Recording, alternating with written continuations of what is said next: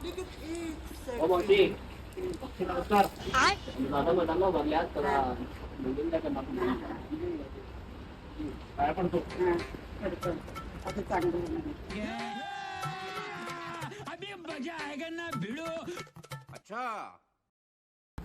हो ताई ताई नमस्कार ताई.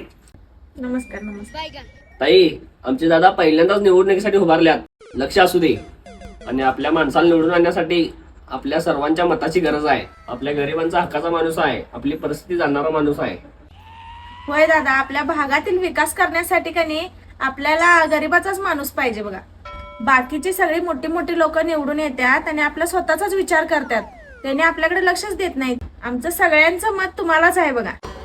हो ताई तुमचं एकदम बरोबर आहे. म्हणून आपल्या हक्काचा माणूस म्हणून आपल्या दादांनाच निवडून द्या. होय, पण दादांच्या पक्षाचं चिन्ह काय आहे?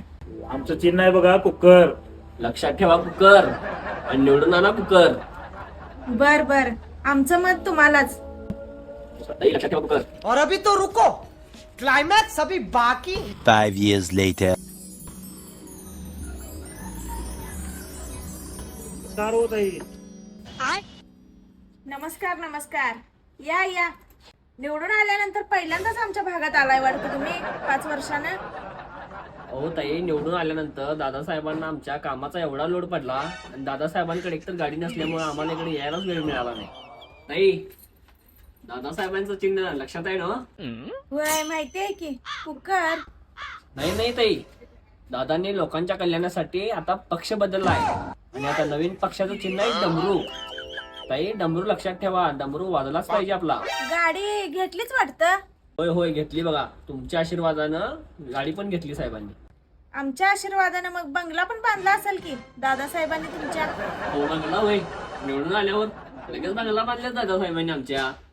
3 मजली बंगला आहे आता. होय, 3 मजली बंगला पण बांधला. मग आता ह्या निवडणुकीनंतर फॉर्च्युनर गाडी घ्यायचा प्लॅन असेल तुमच्या दादासाहेबांचा. ही बातमी खरी कशी पडली? फॉर्च्युनर येतं यांना कुठं माहित नाही. जनतेला काय मूर्ख समजताय वय? यावेळेस डमरू वाजणार नाही. डमरू घेऊन तुम्हालाच फिरायची वेळ येणार आहे का नाही बघा तुम्ही. यावर्षी काय आपली डाळ शिजत नाही. परत या की तुम्ही मत मागायला.